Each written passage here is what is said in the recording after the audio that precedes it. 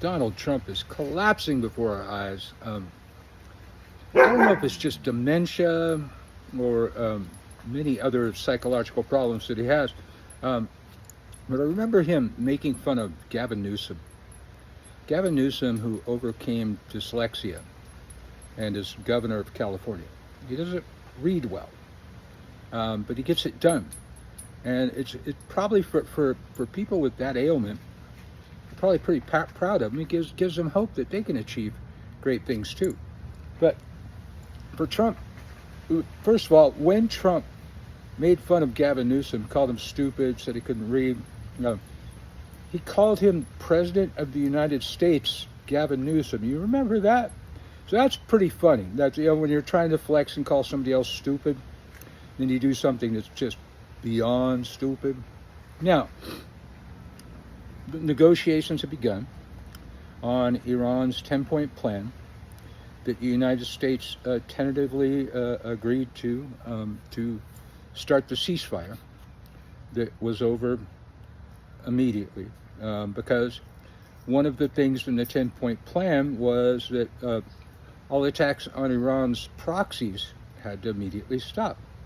Now, maybe he couldn't get anybody to make him a picture book explaining this, and maybe explaining to him what proxy means.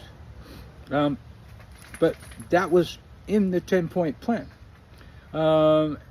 Like removing all military presence from the entire Middle East. That's one of the points. Iran being able to continue to enrich uranium and pursue a nuclear weapon. That's in the 10-point plan. You know, the main sticking point, allegedly, well, it's in the plan that Trump tentatively agreed to, and then now plays stupid. Iran said in their 10-point plan that they will retain control of the Straits of Hormuz and import tolls on the Straits of Hormuz. So right after the Straits being open for maybe a day or half a day, Israel starts bombing the hell out of Iran's proxies in Lebanon and blocked the Straits of Hormuz. And they said to Trump, Iran blocked the Straits of Hormuz. So, well, they better not have done that. I haven't heard about it. Well, everybody else heard about that because they broadcast to all of the ships in the Persian Gulf that the Straits was now closed, and that anybody trying to transit without permission risks death. And then it told Trump that Iran's imposing a toll on the Straits of Hormuz, which was one of the points in the 10-point plan. And Trump said, well, they better not be. Well, just days ago, Trump said, in negotiating with himself, that they had a deal that both the United States and Iran were going to control the Straits and charge a toll and split the profits. Is it just senility at this point? He just doesn't remember, or he just lies to himself so much that he believes the lies. I don't even fucking know anymore. So negotiations began, I believe, today in Pakistan over these points. Iran actually showed up, which I didn't think was going to happen because Jared Kushner was there, and they said they didn't want to talk to him because he couldn't be trusted, because every time they negotiate with him, they get attacked. Right after making a deal. They had a deal. And then it was on the table, giving us everything we wanted. And then Trump rushed in and attacked before the paper could be signed, which was, supposed to be in like 2 days later or something like that. So why would you trust us? Why would anybody trust us? We don't honor treaties. And even worse under Trump, but we never have. Ask the Native Americans about that. Ask Ukraine about that. The Oslo Accord required all of the consignatories, which was the majority of NATO, to defend Ukraine if Russia attacked, in exchange for Ukraine giving up their nukes, which if they hadn't done that, they would never have been attacked. Did we defend Ukraine? No, we did not. Did any of the other countries? No, we did not. They sent money and weapons. That's not what the deal was.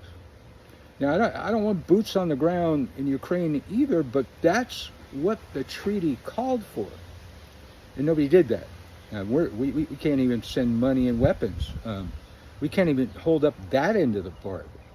And then to Trump, any treaty that he didn't make, he's not going to follow. Even if he did make it, he's not going to follow it. So negotiations in Pakistan immediately stalled because of the Straits of Hormuz. That's a sticking point. The first sticking point they came upon, now it's stalled out. They just started. I don't know if they got anything done, but now negotiations have stalled already. Trump says he's going to give mass pardons to everybody in his realm. And he may do that, but that would be taking Trump on his word. That would mean Trump doing something for somebody else. That would be Trump repaying the loyalty that others give him, having loyalty. He demands loyalty, but he has no loyalty, and he's never backed up anybody that has backed him up. So he can issue those mass pardons, but you motherfuckers think you're off the hook? Unless you move out of this country, and even if you do, you're never going to live this down, and the American people will have our revenge. We will get you one way or another.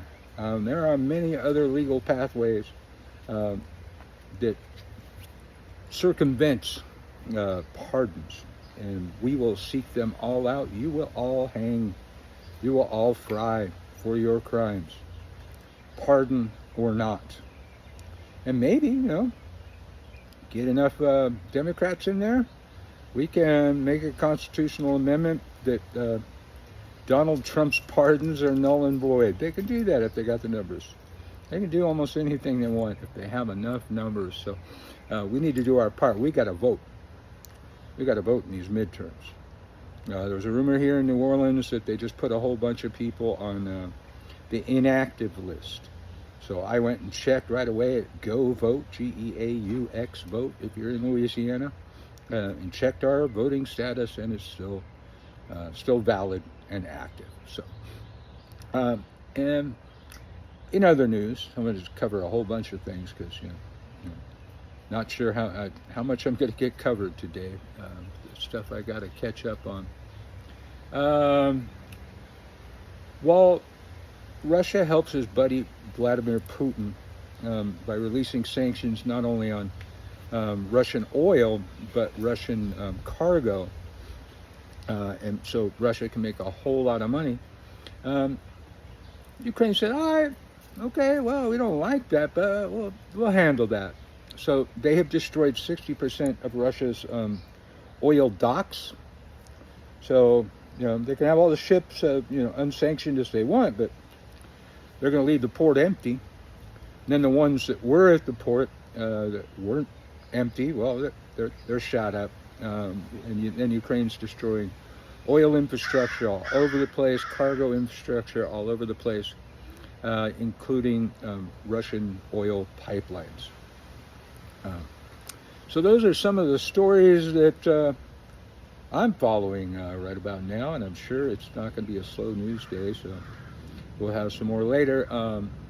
Hey, thank you for following, liking, subscribing, especially commenting. I like to have a discussion about these things.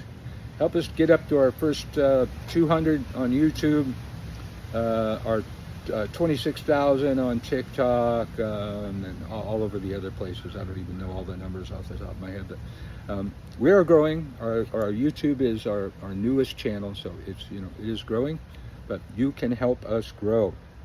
Now, 38% of the people that listen to me or watch me a lot are not subscribed.